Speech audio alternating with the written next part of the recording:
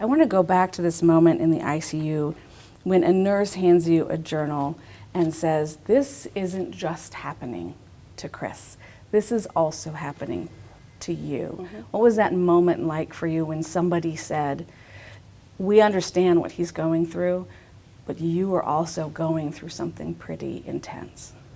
I think for me it was this feeling of when you're having a really traumatic and intense situation in your family, you're literally in the ICU and you are literally trying to speak and think and do everything on behalf of your spouse. You don't think of yourself, you're just doing what you have to do in the moment. And it was just a very surreal, I appreciated moment from that ICU nurse who gave me that journal and said, Molly, you get to recognize that you're part of this and your feelings are validated. Essentially, that's what she was saying. I think it was actually a huge gift because those things in your life are really impactful in so many ways, and it was basically the bomb that had hit, and I hadn't quite realized that it was,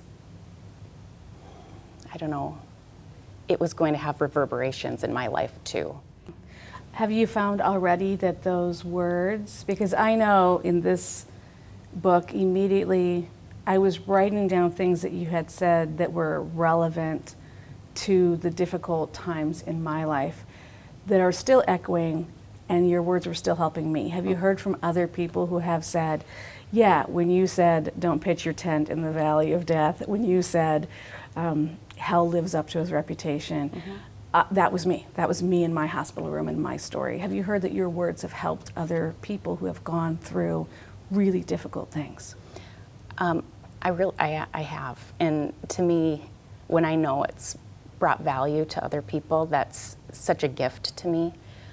I've been really touched, to be honest with you, especially when other Guillain-Barré patients, caregivers have reached out, and that this paved a way for them. And I don't mean hope, but I mean being allowed to recognize that you're, again, as a caregiver, you're part of the scenario, and your resiliency, your allowance of your feelings, like all of those things are as important as anything in it.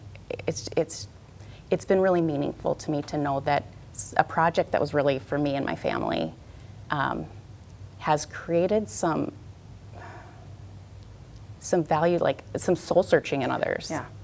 Yeah. Talk a little bit about losing, at least temporarily, your best friend and your rock and the father of your children. And you have to be a new person and figure out who that person is. Take me back to that time and trying to find Molly in all of this without Chris.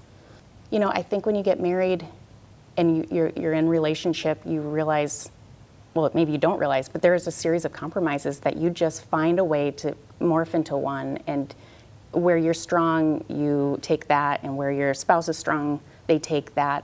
And when suddenly the spouse is no longer able to partake, I think it's really amazing to me that I kind of found my voice during that time. Like, it's a time where you think you are just cut completely at the knees, and I couldn't believe what I found when I suddenly got stretched out of my comfort boundary. And, you know, now coming back together, you know, Chris and I can be stronger for it. And it's, you know, you have to kind of create some new dynamics and really talk about how you grow. Because Chris also grew in this time where as he healed, he found new dimensions of himself. He had to be incredibly strong. So it's, honestly, I think I found my voice. It's a quieter voice than Chris's, but it's a strong and steady. Yeah. He walks out of the hospital eventually, but the story is far from over. When he came back, they had warned us, it can take some time. Normalizing is a whole nother process. And so he had an amazing recovery. He could walk back home. He could still participate in our life, although he had certainly had more recovery to do. But it was about, this book is a really important part of that, because it was about almost meeting each other again in some ways. It was about decompressing the trauma parts of us, the parts that were full of coping techniques. And this book was so helpful because I needed him to understand what the kids and I had walked while he was gone. And so I wrote early every morning. He'd come down, I'd read to him what I wrote. And it was almost, I was going to say a picture album, but it was just a way for us to start that process of healing. And really, I talk about relationships as in like tangled roots. That's what we do. We grow together and we weave around each other in the ways that we do things. And when you're ripped apart and then transplanted back together again, you have to relearn how to do all of these things. And it can be better. I mean, you can look at it from the perspective of, this is hard.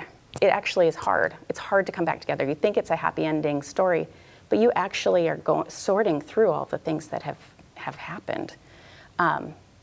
But if you look at it and frame it in this perspective of possibility, second chances, how do we want to choose? We can be really intentional. We get to choose the things in our life now.